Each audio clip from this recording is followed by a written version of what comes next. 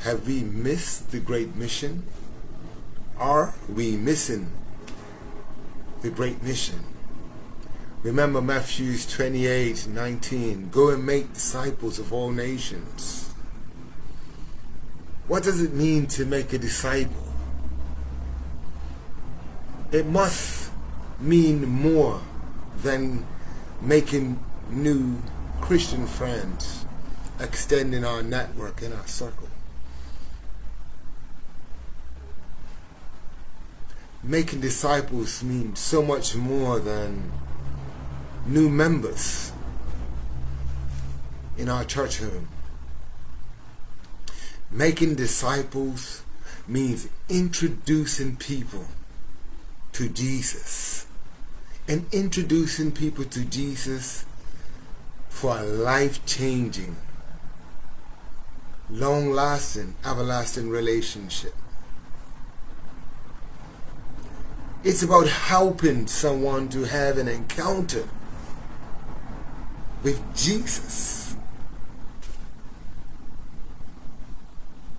But just exactly how is that done?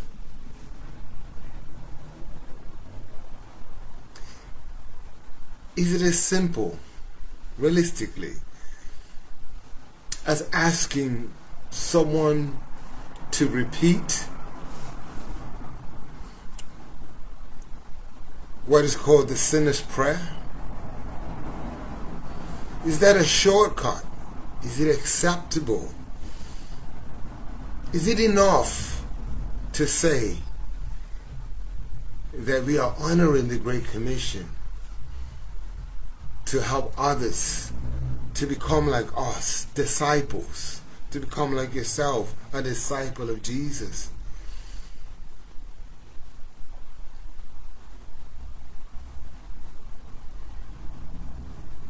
How then do we actually get somebody to have an encounter with Jesus? Let me give you a story. It's one that you've heard before. Jesus is in the place. It's jam-packed. There's no room to get in. There's just hardly any room at all. The people are jammed from the front to the back. They want to hear Jesus. They're there to support Jesus. They're worshiping Jesus.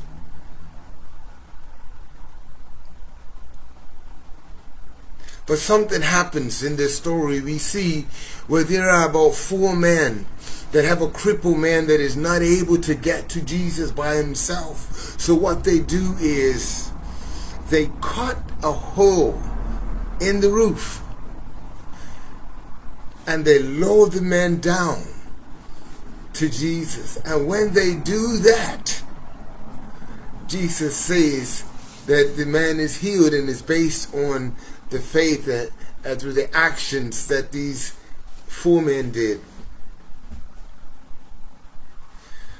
They wanted this man to have an encounter with Jesus so much that they risked their reputations. It's not the normal thing to have cut a hole in the roof. The ideal thing would have been to come through the door, but they went to the extreme length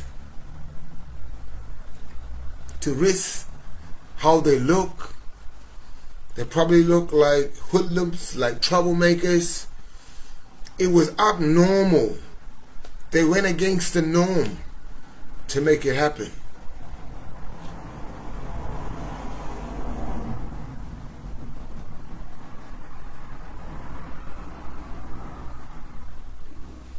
They wanted that man to have an encounter with Jesus. Making disciples means the same thing. If we're going to help somebody to have an encounter with Jesus, we need to really consider the length that we are willing to go through to get them to Jesus. It means taking no shortcuts. It may mean that you're going to have to symbolically cut a hole through the roof to get somebody an encounter with Jesus. And cutting that hole through the roof may mean going against the religious norms. It may be behaving yourself in a way that seems radical or not the normal social way to behave yourself. It may simply mean that you take the time out and refuse the shortcut of the sinner's prayer and take that person's phone number or their address and pick them up the following Sunday to bring them to church, or to get on the phone with them for the next couple of days or the next few weeks to teach them the gospel of Jesus. Because after all, if you're trying to get somebody to have an encounter with Jesus, you're going to have to let them really know who Jesus is. We can't make disciples for Jesus if we ain't introducing people to Jesus. You can't introduce a person to Jesus without telling them who Jesus is. We have many biblical scripture. We have our own testimonies, and sometimes this may take some time, some of your personal time. But this is you cutting a hole through the roof. Symbolically, I want you to see the crowd that was in the church. They was actually, or in the house, they were actually the hindrance that was stopping these men from walking through the door. And we have to make sure today that we're not so caught up in relationship with one another and in worship that we have no room, no space for the brokenhearted, for those that are emotionally, mentally, and spiritually crippled. We have a mandate. We have a great mission. Freely you have received, and freely we should give.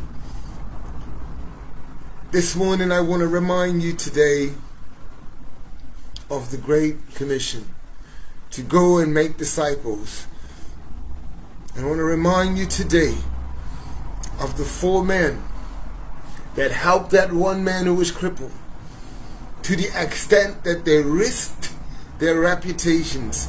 They went outside of the box and outside of the norm because they were passionate and they were animate about having this man have an encounter with Jesus, one that will sincerely change his life.